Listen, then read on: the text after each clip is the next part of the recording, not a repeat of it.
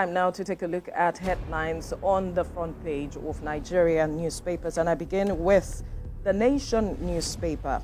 The major story here: ongoing reforms will lead to stronger economy, says Tinubu as a president, being quoted there. And the writer there says, let's keep fire of democracy burning. And another story here: witness Emefiele ignored Buhari's approval in Naira printing. DSS warns protesters with sinister motive, and the police don't breach the peace.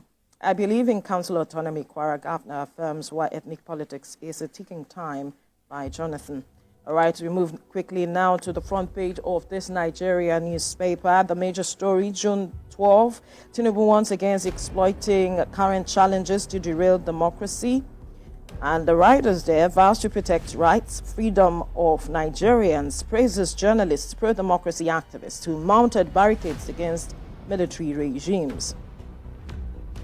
And another story here outside Nigeria: Malawi Vice President, 9 others die in plane crash as Tinubu sends condolence message. A really sad one there.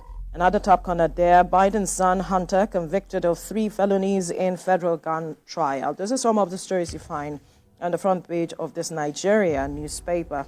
We'll move to the Platform Times now. Build democracy that reduces friction, Jonathan tells Tinubu. And another story here: planned June 12 protests have sinister objectives, warns Nigeria's secret police. The secret police is warning. Now, another story there: June 12, PDP accuses APC of betraying the democratic legacy, failing Nigerians. And Minister writes HOS over alleged sexual harassment against permanent secretary. Lagos faces cholera outbreak, 5 dead, 60 hospitalized.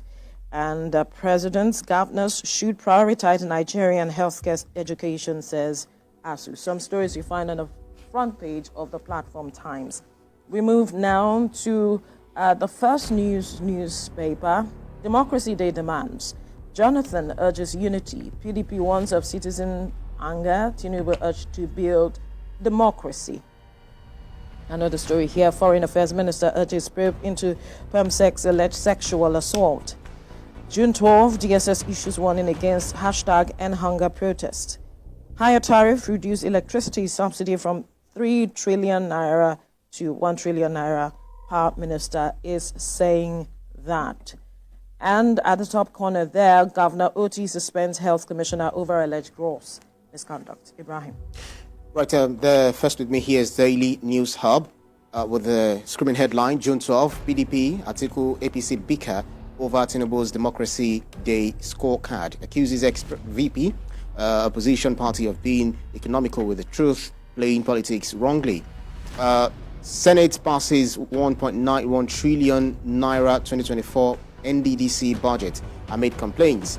We won't tolerate violence. DSS reads riot act on June 12 protests. Jonathan cautions against regional religious-based democracy. And also how Emefiele printed his own naira, ignored Buhari's approved design. Former CBN Currency Operations Director tells court features in ex-president's design different from what Emefiele ordered printed. And on the ear of the newspaper, we have sexual harassment. Minister drags permanent secretary before head of service. And on the bottom strip, electricity subsidy now 1 trillion naira. That's according to the Power Minister. Next is Leadership newspaper. June 12, opposition's failure to unite, threat to democracy. Atiku, 25 years of democracy. Tinubu, Jonathan, others ignite hope for better Nigeria. Let's recommit to good governance. That's according to President. Jonathan seeks reforms to end do-or-die politics. Masari warns of waning trust in government. And Nigeria's food import bill rises to 5-year high.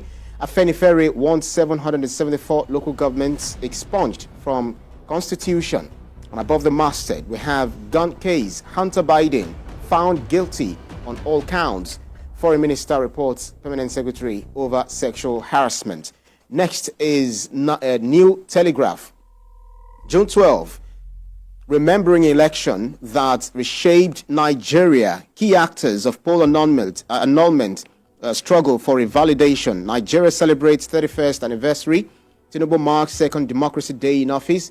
Vows to protect citizens' rights, freedom. Implores leaders to recommit to values of inclusivity and transparency.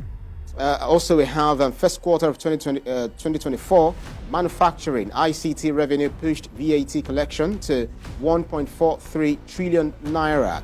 Bid round, federal government increases oil blocks for 2024 licensing. And federal government seeks $2.5 billion World Bank loan to partly fund renewed hope projects. That's according to Bagudu.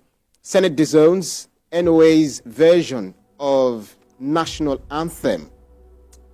Quite interesting. And then we have a new ringworm fungi spreading sexually. That's according to study. You can read more on that on the front page of the New Telegraph. Next is Nature News. Nigeria leads Africa in use of CNG for railway locomotives. Jais Bank funds 10,000 hectare irrigation farm in Bauchi State. Police command to plant 100 trees in Bauchi. Sanwo-Olu raises the alarm on climate threats facing Lagos. AFDB, IFAD, others, partners to boost food production in Africa.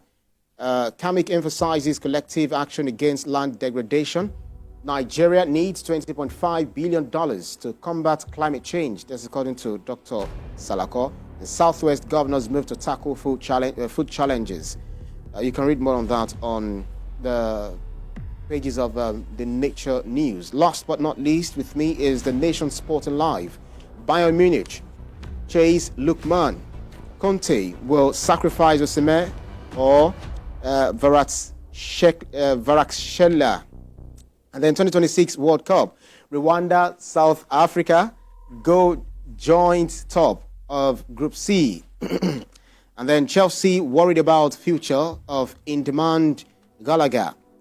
Diaz shows off talent as rapper. Roma eye 5 strikers as Lukaku's replacement. Africa's MVP in Europe, Boniface Osimhen ranked 3rd and 4th. Sesko set to reject Arsenal. Signs improved deal at RB Leipzig. And then Man City targeting Maignan. That's amid Edison uncertainty. There's so much more to read on the front pages of the newspapers this morning, but we just have to move on.